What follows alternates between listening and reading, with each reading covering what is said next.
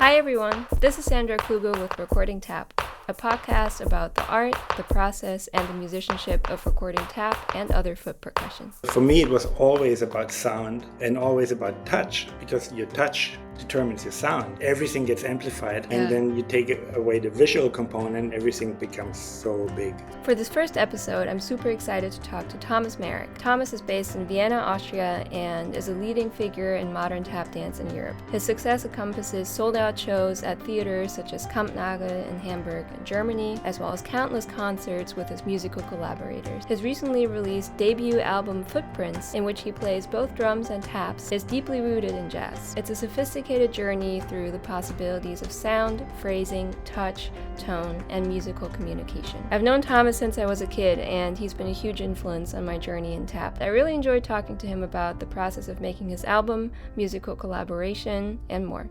Welcome, Thomas Marek. Thank you so much for joining my first episode of this recording tap interview series where I just talked to different tap artists that have recorded themselves in some capacity. And Thomas recently released the album Footprints with Patrick Babelar on piano and Jan Roeder on bass. And I can't wait to hear all about the process and the recording and everything. Yeah, thank you so much, Thomas, for spending some time with me. Yeah, thank you for having me. I'm Yeah, excited to talk about tap dance and recording it, because so it's am I. quite a process. Yeah, tell me about it. Yeah, you record a So lot. yeah. Was this the first time that you've worked in a recording context, or have you released stuff before? I've recorded maybe 30 years ago, or even longer. Some 30 years ago, we went to the recording studio and produced an album, but it was more meant for as a practice songs for practice. Hmm. And we did a few bonus tracks where I also tapped on it, uh, just as a listening experience. But it was a different approach. And no, I never really did that. I never. I always wanted to do an album, but Mhm. I never felt. Um, I never knew if it could be interesting enough to have tap dance without the visual component. Hmm. And only with this trio in this musical context, I decided that this could be a possibility. Yeah, and I Yeah, believe you've played a lot together, the three of you, right? I with Patrick, the piano player, I played for my entire career. He was the first piano player I met, and he was in my first professional production. Also, I think that was in 1993 or four, maybe. Hmm. And since then, we've played together in different bands, or different as a duo, or in different settings. And Jan, I met a few years ago in Berlin, and we just clicked right away. And I really liked how he played, because he's an exceptional free jazz player as well. Patrick as well, and yeah, that just uh, worked well with how I like to create music Yeah. and tap. Yeah. Yeah, what in particular made you feel like those two are the two people that you want to make an album with? It was just the musical, like the songs, and the way Patrick creates his improvisations, that I really like Mm. musically. That I thought it's a very it's free, but it's also romantic in a way, and it's very melodic. And Jan is a little bit more edgy in his playing, and that combination of great improvised melodies and a little edge from Jan, and my dancing, and also my drumming, which plays an important role in the whole process. Um, yeah, Yeah. is the combination that I was looking for. Yeah, no, I can definitely tell that you guys complement each other really well. It all feels very balanced and like you have a lot to say to Yeah. each other. Yeah, everybody is a great storyteller. So that's the Yeah, most important thing. Everybody could sit down and just solo for an hour and be really great, tell really interesting stories. And I think that yeah, that's what you need if you want to do improvised music. You need really good storytellers. totally. Yeah. Do you feel like you when you look for people to play with for a live show, do you look for different qualities versus recording, or is it kind of the same for you? Mm, for this, it was the same. I think because the way we recorded like we were a live ensemble. Mhm. So we didn't do. We had multi-track recording because that's what you do. But we used a technique called Bloomline, and a Bloomline array. That's basically a stereo microphone, and we recorded the room. And then we just had a little bit microphones on the bass and on the piano, on the taps and the drums. But mostly we just played in a live gig. We were just like an ensemble. We weren't separated in different rooms, or we were actually very close together. And there was a lot of bleeding into other microphones, like the sound. So there was only so much you could do in post production. No edits, no cuts. It was really it was a live approach, basically. Yeah. Yeah. Yeah. No, that's I And would also imagine. on some numbers we have we invited we had an audience in the recording studio, like Oh, one. that's really cool. Yeah, we had like 12 people uh, that were invited, and they came and sat down in the studio, and they were very quiet. No clapping, no nothing, but no sounds. That's hard. Yeah, they did well, and yeah, we that gave us a good energy. It felt like we were performing for somebody. That gave it Yeah. a little extra spice, I would say. Yeah, that's very smart because I feel like recording can sometimes feel so isolated because you have to give as much or even more that you give on stage, but if there's no one there, it's really hard to evoke that same feeling of like communicating to somebody because there's no one there, just the mics. So that's very Yeah, smart. I guess it can become very technical then, Yeah, and you can get lost in the technical aspect. And I really try to stay in the flow and create music.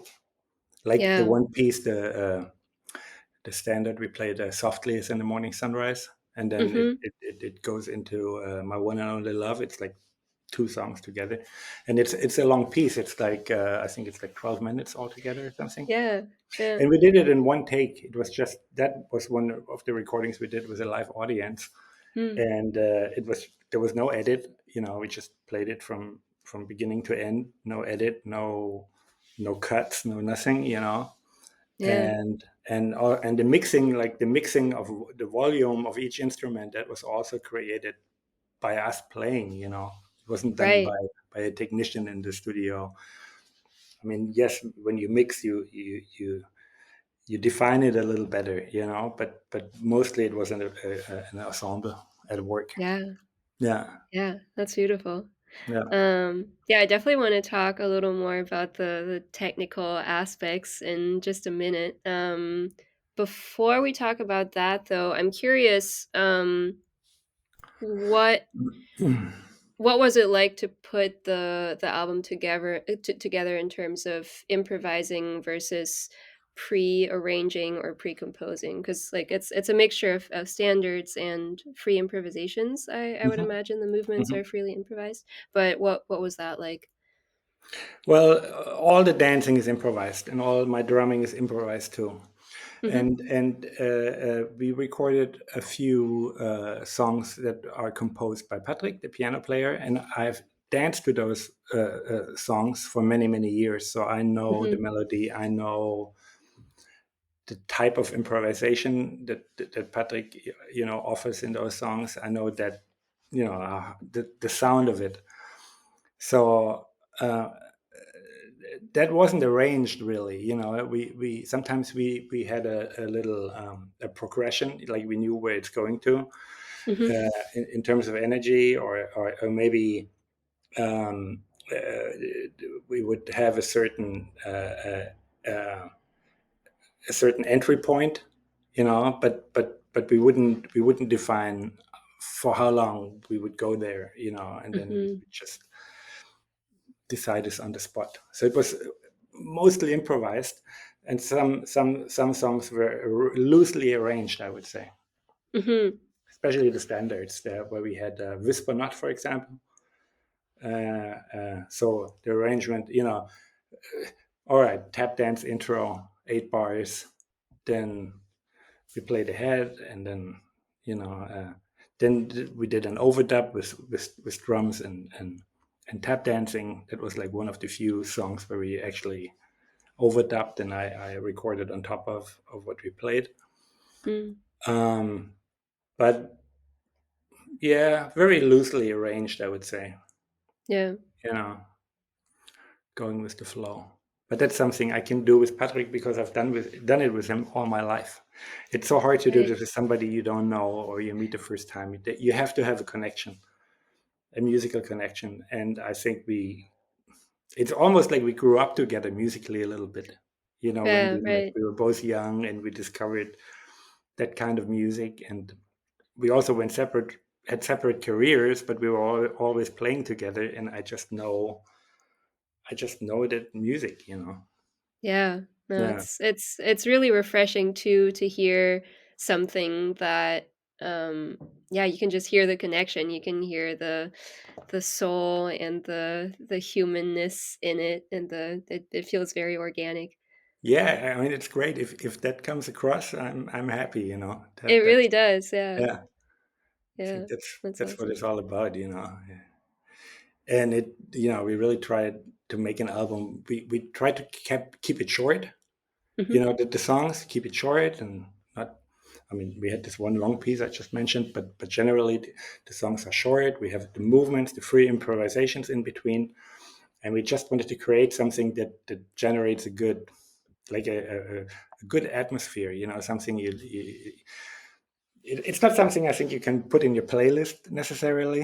I think it's something you have to listen from, at least one side at a time. You have to like devote some time for it, and some, Mhm. because it's not just single songs that work by themselves. Yeah.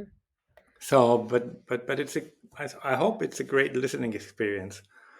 And I Yeah, really it hope, is. and this is the thing I don't know, is that the tap dancing is coming across as a, like, not seeing is for somebody who doesn't know a tap dance. Like, Mhm.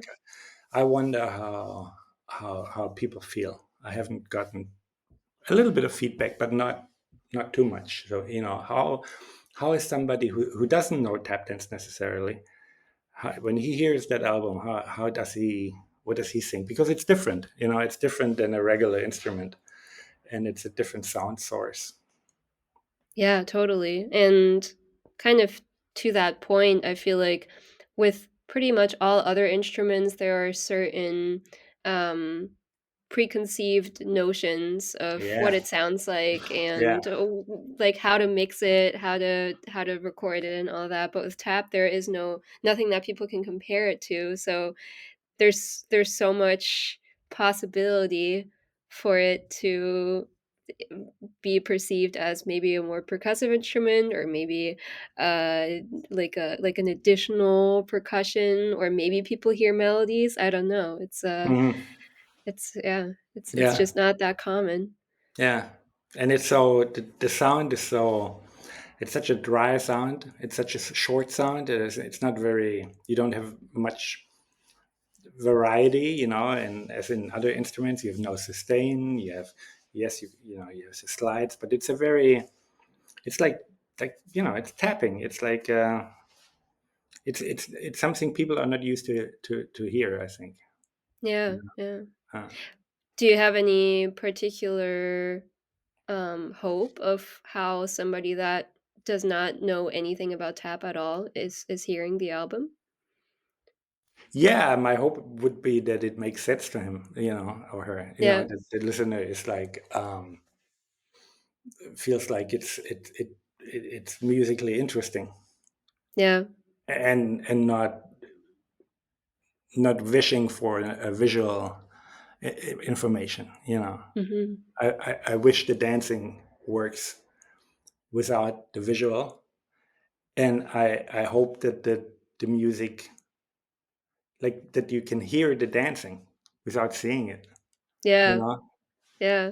yeah, Yeah, it's hard to tell when you tap because automatically, like, I always see, like, "Oh, this was probably a flap," or, "This was a shuffle," or whatever, like, yeah, even I don't think about the visuals when I do it, but you just can't help but kind of connect the sound to the movement just because you've done it throughout yeah, all your life. yeah, So, yeah, I'm also curious what somebody, how somebody perceives it that doesn't know anything yeah. about tap. Yeah. Yeah. Well, I'm curious to get more deeply into kind of the technical process of the album. I know some things we already touched on, but do you feel like recording, even though you guys kind of aimed for like a live feel of the album, do you still feel like you approached the your playing differently than at a live show, or Hmm. I mean, it was very focused because you don't want to make a mistake. yeah. So the focus is probably a little higher in the sense that you don't want to do something that can't be edited, or so we, and because we couldn't, we would have to do everything again, the whole thing. Yeah. So maybe that there's a little difference.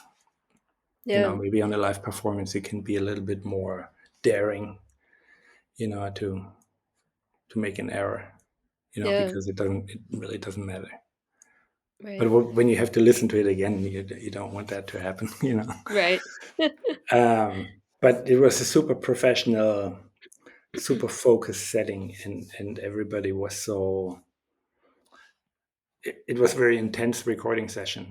Everybody was Mhm. really. It was a very intense way of playing. Like you should play, I think. It should always be of high intensity. Yeah. And we didn't do many takes, and each song we had maybe two, sometimes maybe three, but not more than that. We usually did one or two takes on each song. Yeah. um, I think the longest was maybe five with something, I can't Mm. remember. And then not every song we recorded made it to the record, you know Mm. and some things didn't work so well, and some things worked better. um, yeah, so, but no, it was interestingly, it was very easy. It was Mm. easier than, you know and I think a big part is that we improvised. That made all the difference. Yeah. Yeah, and we didn't have like, oh, it has to be like this or it has to be that. It was really open. Right. Uh, yeah, and then we were like, yeah, great, that felt good. That's awesome. Keep it. And we didn't go back and forth. We didn't like we did when we recorded something. We continued recording for a while, to another Mm. song, or do it again. Sometimes we would do a song, it's great. Hey, let's just do another one. Let's do it again. Mhm. All Mhm. right, let's move on. But we didn't go out uh, to the engineer and listen back to what we just did, Mhm. purposely, because if you go back and forth, recording, listening, I think it also interrupts the flow, at Yeah. least. So we did that once in a while, but we try to be in a flow, and work, and then, okay, let's take a break, let's listen to it. Yeah. Yeah. How uh, many days did you record? 2 days. 2 days. two Nice. days yeah, like one and a half realistically, like, because the half the first day we set up and we sound checked, and And then we had Right. the first day in the evening. The audience came in, and we did that show with the Mhm. audience. And then the next day we had the second day we had a full day. Nice. Yeah, Yeah, and you were all in the same room the entire time? yeah, same room. Yeah, yeah. Yeah. It was a struggle. It was that was a long. This took me a while to convince the sound engineer and everybody, and Mm, to record like this, because there's no real safety net. If something goes wrong, it's you can't repair it afterwards. right. So everything has to be recorded perfectly. But it's a great recording studio. It's a large room. You have a nice reverb. You have a nice sound, and I Mhm. wanted to capture that atmosphere and have really the recorded like an ensemble, like a classical ensemble, and not Yeah. individual instruments. And I didn't want to record with headphones.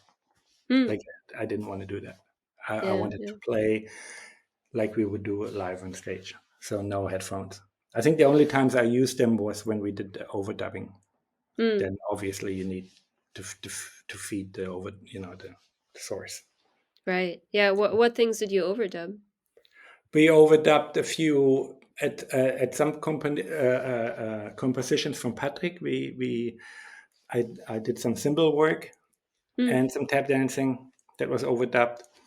And in Whisper Not, there's this the shout chorus, the march at the end of it. right. Yeah, da do do do do. Yeah, and that's where I played the drums and also danced. Yeah, Hmm. cool. Yeah. Yeah. Can you tell me about the technical specifics? Like what floor did you use? What shoes did you use? And also curious about the mics and kind of like mic placement and really the yeah, very technical part of that. I used my regular little tap floor, Mhm.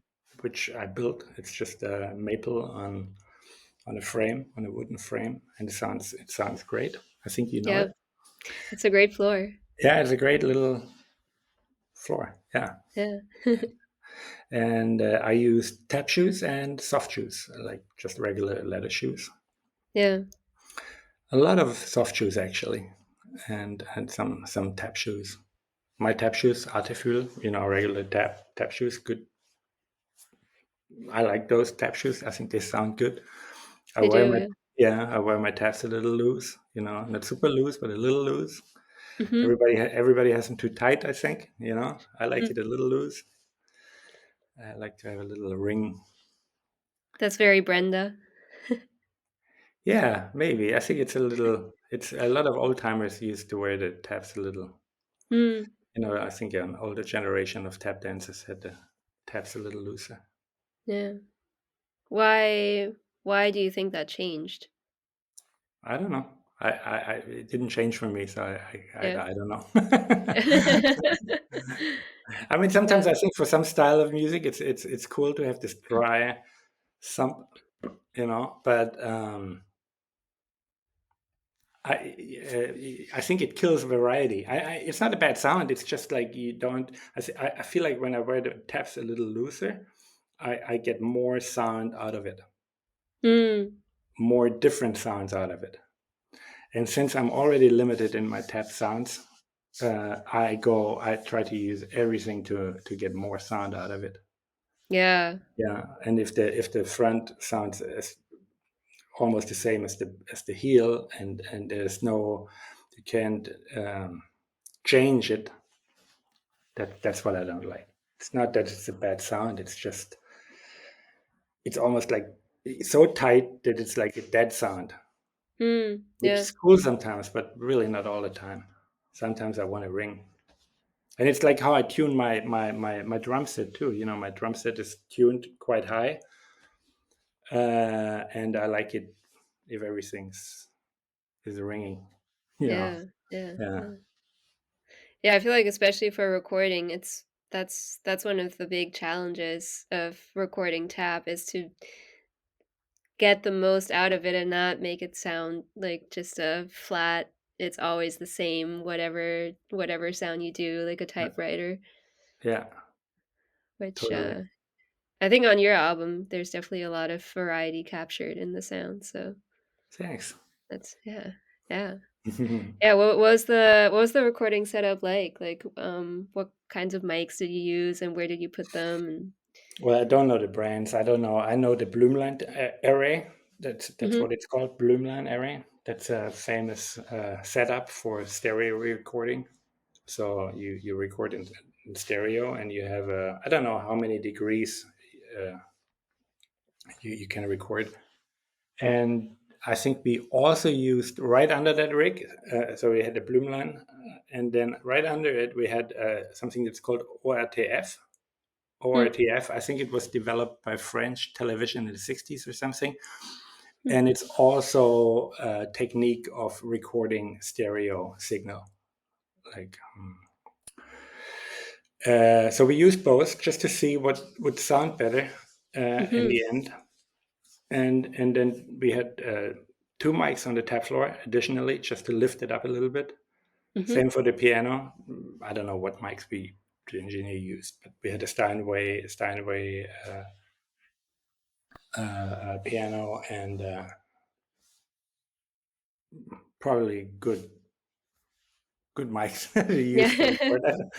And probably. yeah, and then the bass too, like no amp, just acoustic bass, and recorded with a good microphone. Yeah, Also, just to lift the the stereo sound if needed. You know, if you needed a little mhm, bit more bass. And then the drums to overdubs, mhm. overheads to overheads, and bass drum and snare drum. But Nice. I don't think we really needed that. You know, maybe just to lift it up a little bit here and there. But Yeah, we worked like 80% of it is what you hear from the stereo array yeah, and the that's room. really cool. Yeah, yeah. Where for the tap floor, where did they place the mics specifically? On the so it's a rectangle, and Mhm, it was I think it was placed on the like on the front side, on the side mm, facing the audience. mm, And because you know visual, so what when you listen to the album and you have a good setup with stereo speakers, you can visually see the band. right. You know, you can see there's the drum set, there's the piano, there's the bass, and the taps is in the middle and in the front. Mhm. So you get a very three-dimensional musical impression of that ensemble, and Yeah, that's really cool. You know, you can close your eyes and you see the band. You know, you see how the instruments are placed. yeah, Yeah, yeah. That really creates a lot of depth, I feel like, when you have really good panning and are really aware of where to place the things in the yeah, room. yeah, exactly. And you Yeah, can just so the taps are sometimes in front, you know, and you hear that, you know, and then the drums are more in the back, and you know, you create these layers of musical like instrumentation. Yeah. yeah, yeah. In terms of the engineering, who did you work with? Do you have, like, a separate recording engineer, producer, mixing engineer? What was that like? The recording was done. We recorded here in Vienna. It's a big recording studio, and I know the engineer and the guy who runs it. And yeah, he did all the recordings, and we did the mixing together. Nice. And yeah, recording and mixing. So that was what I did with Hannes Oberwalder is his name. Mm, And once we had the mixes, we were looking for a label to to help us produce it.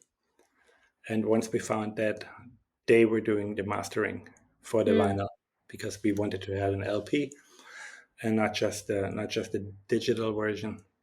yeah, Yeah. So the real product is the vinyl edition, and then, but of course, you need to stream, and it was very important for me that you could also listen to it on Spotify and Apple and every other platform. Not everybody has a record player, or even if you do, sometimes you want to listen to it in different places in the car, or you put it on your iPhone or whatever. Yeah, Right. Yeah. Yeah. Yeah. Take the Thomas recording with you wherever you go. yeah. You don't want to listen just in your on your player, right? Yeah. Yeah. Yeah. Um, uh, how how did you collaborate with the recording engineer? Like, what kinds of things did you tell him? Was it more of like a collaboration, or was it more you being like, "This is what I want. Please make it happen"? There were certain things that I wanted, that I was very certain that there was a certain sound I liked. Hmm. So we listened to. I gave him a few uh, recordings as inspiration, like some Hmm. ECM recordings, and maybe some Blue Note recordings, and then he showed me some recordings, and then we discussed how that could be technically achieved. We're on the same page. Then we had a. Then we were. I knew I wanted to do the stereo recording in one room, so Hmm. that was a big one. We had long discussions over that, and yeah, then we did some test recordings, uh, see how it sounds. Also with the tap dancing, because that was a little difficult. Something that's, Yeah. like you said, you don't have too much experience. You don't find engineers who has recorded tap dance. Yeah. Yeah. Yeah. So we did a few test recordings, and that sounded good. And then, yeah, then we Yeah. decided on one strategy and did it. Was it challenging for him to figure out how to record the taps? I think the bigger challenge was really to do it all in stereo, Mm. with no separation, because so Yeah. many things. It's just about control. So he gives up control. He has to trust that everything. When you hit a cymbal and it's too loud, there's just no way you can manipulate that. That's just what it Right. is. Yeah. Or if any other error. There's so many. So I think that was the biggest stress to go ahead and say, okay, let's do it like this, and give up control, and you know Yeah.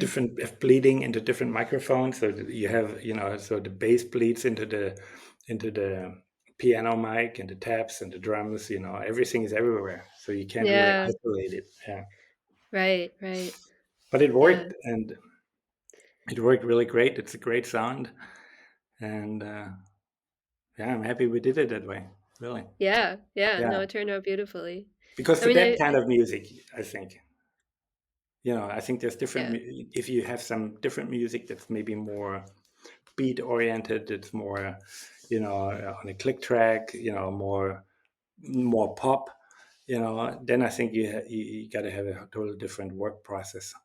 But that music, that improvised music, that depends on feel and communication, you have to feel that, to you have to see each other, you have to be next to each other to really create that kind of music. Yeah. Totally. Yeah. No, it really comes across. And it kind of makes me think of this thing that um Mm. I feel like in recording, producing circles, you keep hearing where it's like if the first link in the chain is really strong, everything else is going to get easier. So like first of all, if you have good players, that's the most important thing, and then good a good recording setup, that's the next thing, and then if the recording setup is good, the players are good, then the production is gonna be easier, and then if the production is good, the mixing is gonna be easier, so, like, it sounds like you guys started really strong, and so that made everything else in the process more straightforward because you put in that work in the very beginning of the chain. Yeah, yeah, Yeah, absolutely. Yeah, yeah, very cool. yeah. Um, and then you said you were, in the room when the mixing was done? Yeah, we did it together. Yeah, Yeah. What was yeah. that like? Long. Yeah. Hearing the same few bars over and over, I'm sure. Yeah, and just, when I'm not used to it, it takes a while to, like, it's hard uh, to communicate what you're hearing, and Yeah. communicate what could be different. Mhm. I think that takes some experience. But he's a very good sound technician, and he offered different things, and then that would help me to understand the possibilities of what we could do, and then you Yeah. get into it. Then you get, okay, you hear the difference here, and maybe put the piano more in the front, or more reverb there, or you know but it's tough, I think, because you need a lot of concentration, and it's almost like you can get lost in the woods a little bit, Yeah, totally. and you have to like reset your ears and your brains, so and start over with fresh ears, because you can really Yeah. walk into the wrong direction, and after hours of doing, you figure it out. Oh no,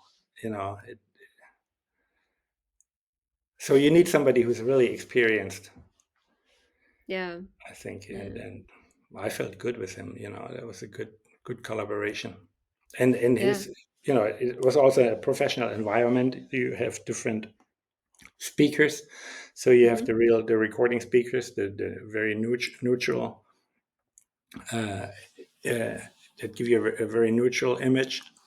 And then he would have different setups, and you could switch through all setups, like really Oh, cheap, like computer speakers, or hi-fi speakers, low-end hi-fi, then more expensive hi-fi, and then you would see how it sounds on different setups, because it has to sound good everywhere. It has to right. sound good in the car. It has to good sound on high-end equipment.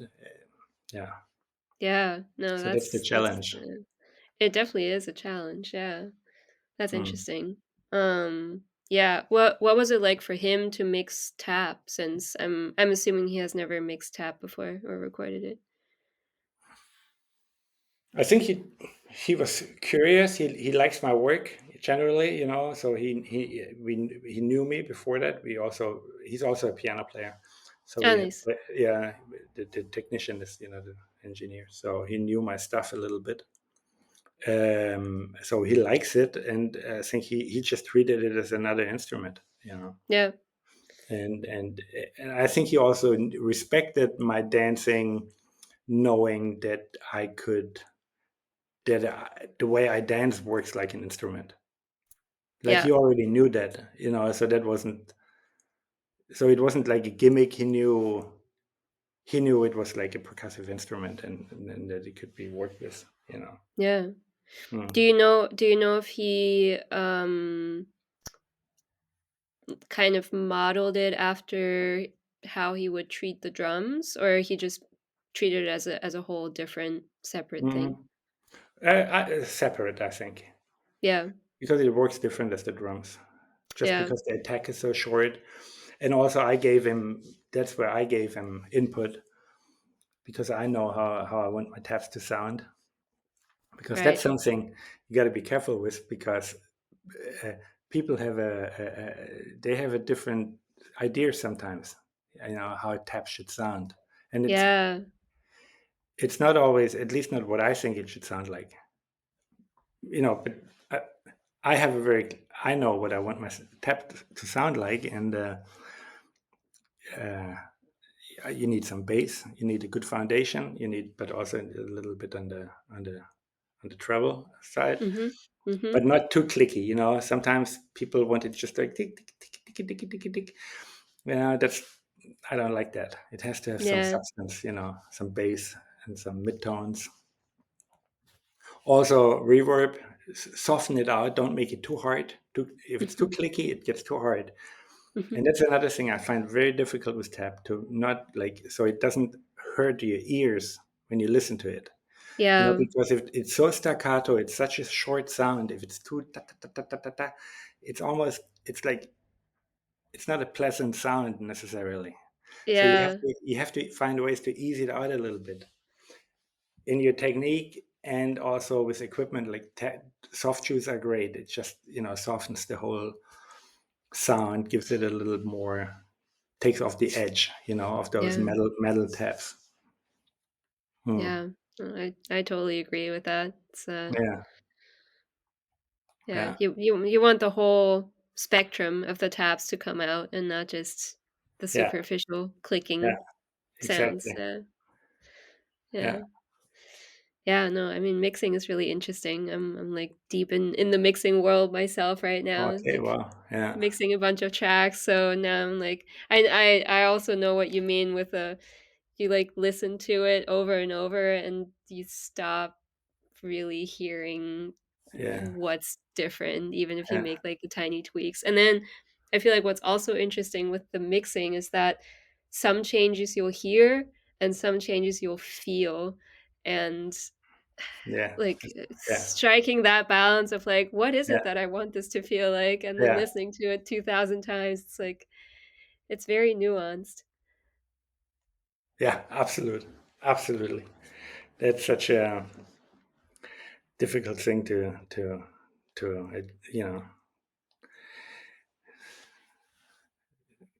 yeah, to get a sense of. Yeah. Yeah. Yeah. Yeah. Fascinating. Yeah. Um, yeah. I guess you just talked a little bit about how you want the taps to sound like. Do you feel like the way that they sound on the album is exactly how you pictured it to sound? Yeah. I would say so. Yeah. Yeah. Yeah. Yeah. Yeah. And when we mastered, it was a different technician. The mastering was done by the label. Mhm. And there we also had a few discussions, because the Mm. technician who got the tapes to the mixes to master it for the vinyl edition, he wanted to change the sound a little bit. And Mm. so we had arguments and discussions, and that I wanted. So I stood my ground and told him how I want my taps to sound, and that it's Yeah. on purpose and not just an accident, and it's not random. It's a lot of things I improvised, and it's with the flow. But I have a very strong opinion of my sound and how I touch the floor, and how it resonates. And yeah, Yeah. Yeah. That's good. I'm glad you stood your ground. yeah, yeah, for sure. Yeah, Um, so I'm happy with the sound for sure. yeah, I would imagine it's very gratifying to have this album out and be able to hear yourself in the exact way that you want to be heard. Yeah, I listened to it so many times, and it sounds maybe a little weird, but I kind of liked it. I like, and sometimes, and it was the best thing. Um, I would have it. I listened to it on the car, um, on my stereo, on and off, just to decide which tunes make it to the album, which go out. What, Mhm. just to get a feel for it, you have to listen to it over and over again, right? And sometimes I, I was driving, and it started playing in my car, and I was like, "Oh, that sounds good. Oh, that's my recording." And, and I said, "Oh, that's a good sign." I liked it. I liked Yeah, it, and that's great. it wasn't from a conceptual point of view. It was from a being surprised by it a little bit. I heard it, and I was like, "Oh, that sounds good. Oh, wait a minute, that's what we just recorded." That's awesome. I feel Yeah, like that's the best sign. yeah. And still, I don't think it's vanity or something, because oftentimes I don't like what I do. Mhm. It's not that I like everything that I do, or I like to, but I listen to it, and I can generally say I like that album. Yeah, You that's know, awesome. yeah, yeah, Yeah. It's cool. Um, I like it. I mean, that's the beauty of recording too, is that because I feel like sometimes you do a performance and then afterwards you feel really good about it and then you start questioning at least that's how I feel sometimes. I start questioning like, oh, was this actually that good, or vice versa, you feel absolutely terrible after a performance, but then people are like, oh no, that was great, but you don't really have any way of telling unless you recorded it in some way. But like with an album, you know, okay, this is what it sounds like and I feel good about it, which Yeah, I think that aspect is really cool about recording too. yeah, Um, yeah. yeah. Um, And it was a long. We had a long. It was almost a year from recording to release. It was oh a yeah. year. It was 1 year. Yeah. So that was also interesting to see. How do you feel about it 1 year later? Yeah. But it was cool. And I think I'm chill enough now that I don't. I was satisfied, really satisfied, and thought, yeah, it's cool. I can totally stand behind it. I like how it sounds. You know, it's not That's like awesome. I wish I could do this again, or change this or that. No, nothing. It's good. That's amazing. I'm so glad Yeah, to hear that. yeah, Cool. yeah. Me too. Because but yeah, that would be so sad, right? You do something Yeah. and then It's like, here's my album, don't listen to yeah. I mean, you have to it. grow in what you do artistically, and maybe the next one would be a little different, right? Mhm. But or you would develop into something new. You wouldn't do the same thing again. But it's not that you have a regret or think like, oh, I wish I would have done this differently. You know, Yeah, yeah, no, I yeah, think it's a very complete, well-rounded album. Yeah, yeah. It really is, I think. thanks. Um, was there anything that was kind of surprising or unexpected that you learned along the process? I realized how good we became over all those years. Hmm. How much more confident in our musicality and also in our output. Really, Yeah. like in creating output and make it uh, have this intensity and this 1, 2, 3, 4, and then you do it. Hmm. And I think that was different. That's something that surprised me almost a little bit. Yeah. Yeah, because I remember being in the recording studio 30 years before, and it was a mess. Like uh,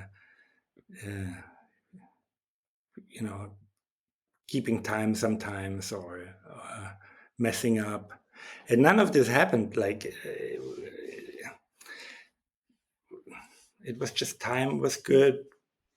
Time between the bass and the drums and the taps. It always felt good. Yeah. That's great. So it I was mean, really there. it was a positive experience, in that sense that I say, wow, you can actually pull it off. Yeah. That's awesome. Mm, Yeah. I yeah. mean, nothing like recording that will tell you how good your Oh, timing is. yeah. Or your touch or anything. Or yeah. It's just everything gets amplified, and Yeah. then you take away the visual component, and you're just looking at the speakers, and you hear it, and then everything becomes so big. Yeah. Yeah. Mm. Totally. Um, do you feel like making this album has changed your playing, either your tap dancing or your drumming? I think the drumming changed my tap dancing, but Mm. but the album not necessarily. I think How did the your album didn't drumming change it. change your tap dancing? I have just a different perspective on rhythm. Mm. Being more part of the rhythm section and not the soloist gave me a whole new understanding of what I'm doing or have been doing for my life, for such a long time, but looking at it from a different perspective and Yeah. realizing some things, like uh,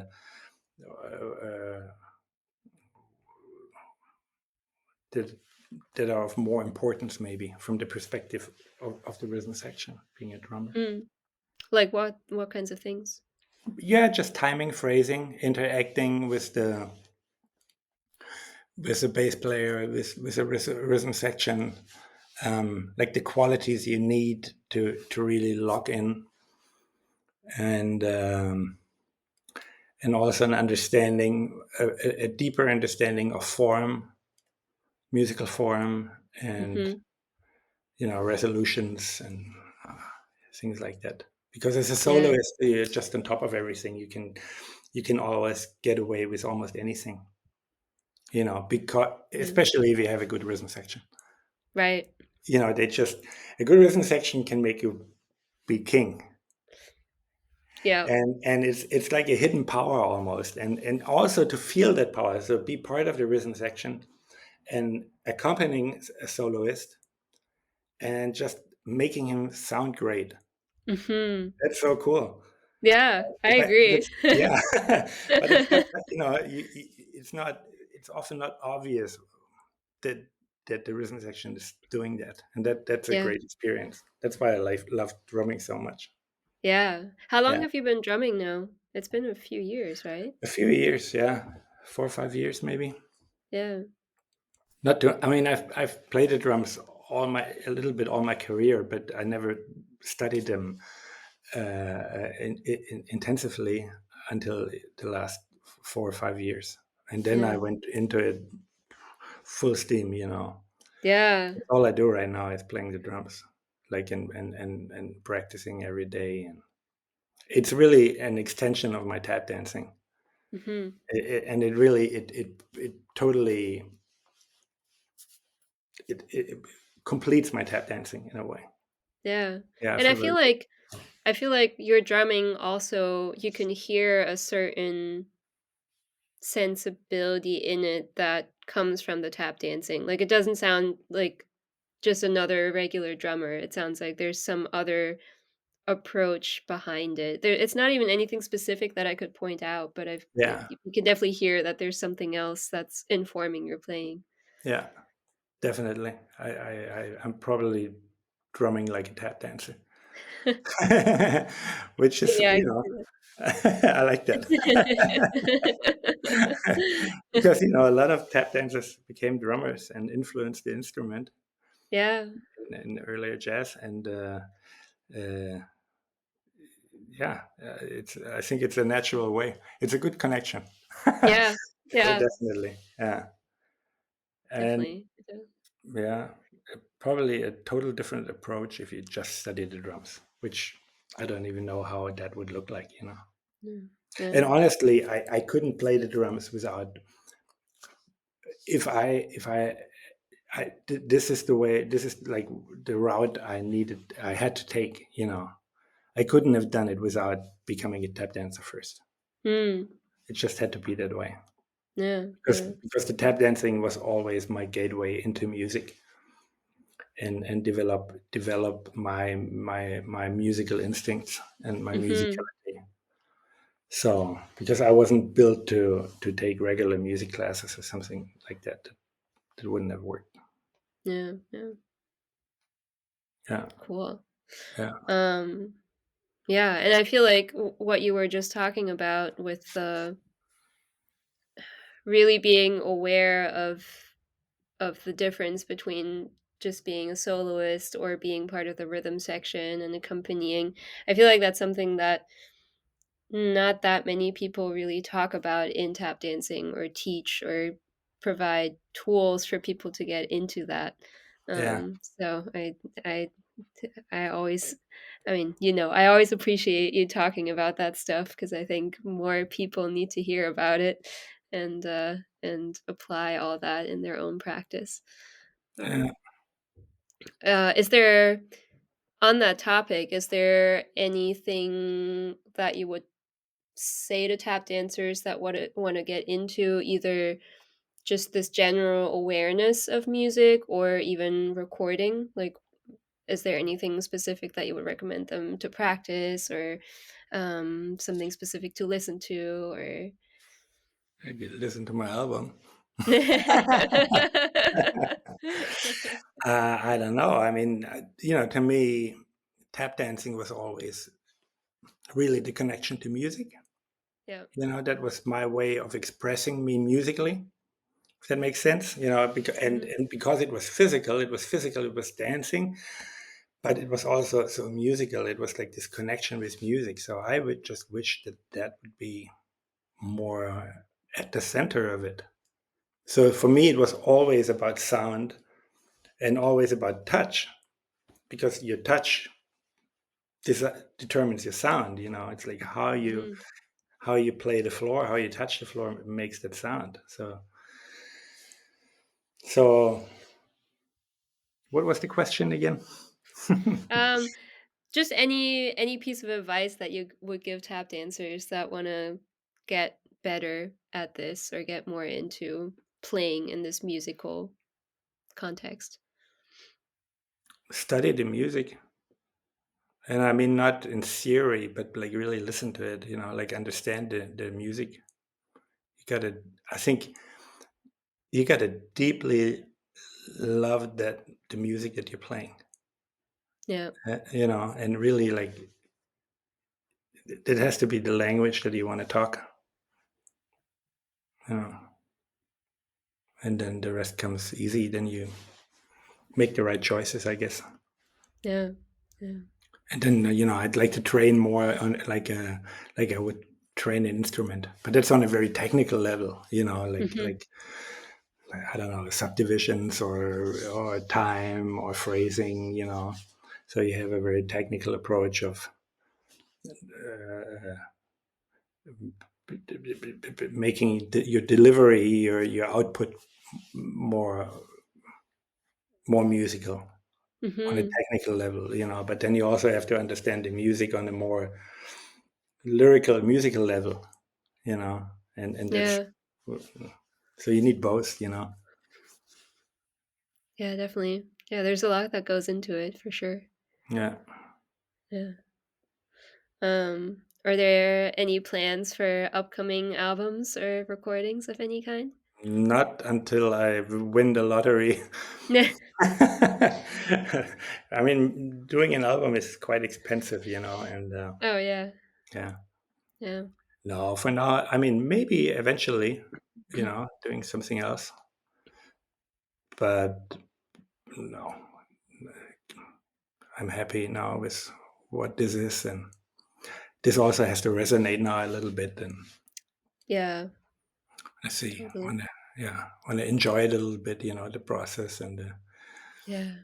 yeah, Yeah, I feel like sometimes we underestimate, like, how much work it is. I mean, how much money it costs to make an album, but also how much work it takes and how much just, like, emotional labor it yeah, entails. Because like, yeah, even when you're done just recording the thing, which doesn't take that like, just a couple days, but hmm then you have all this other stuff and you're, like, right, sitting the with it mixing and and yeah, yeah, yeah, deciding what goes on it. it's a long process, yeah. Yeah. And also you have to find the audience, and then you have to, you want to sell it a little bit, and you want to have listeners, and I'm pretty sure that eventually I'll do another album, but not in the near future. Yeah. Yeah. Let this one be out in the world for a little bit. All right. Yeah. Um, do you feel like mostly tap dancers have checked it out so far or I have no idea. I mean, I sold a Mm. few to my students. I sold a few on gigs. Mhm. I don't know how much the label sold, because they have it. It's, the label sells internationally. Mm. So I don't know how much LPs they sold. We produced 1,000 LPs. Mhm. I don't know how many people sold it, and then I don't know. I don't know nothing about Spotify or streaming. I don't know how many people check that out. I think Yeah. eventually I'll get some numbers, but right now I don't know. Get your Mm. 2.2 cents Yeah. Spotify streaming revenue. Um, yeah, yeah, where can people find the album? Where can they buy it? And, how can they find out more about you and what you do? Well, you can check out my website, obviously, thomasmarek.com. Um, the album is available also through my website, or through the label, streaming everywhere, I think, from YouTube to Spotify to Apple, iTunes. You can get it anywhere. And it's called Footprints. And yeah. Amazing. Yeah, if you have Yeah. not listened to it, I definitely highly recommend. Don't listen to it while you're doing something else. Sit down and and really, really appreciate the whole piece of art in and of itself. Yeah. Cool. Well, thank you so much, Thomas, Thank you. for taking the time. Thanks. It's been a great pleasure. Yeah. And Same. yeah, go listen to the album. Okay. Thank you.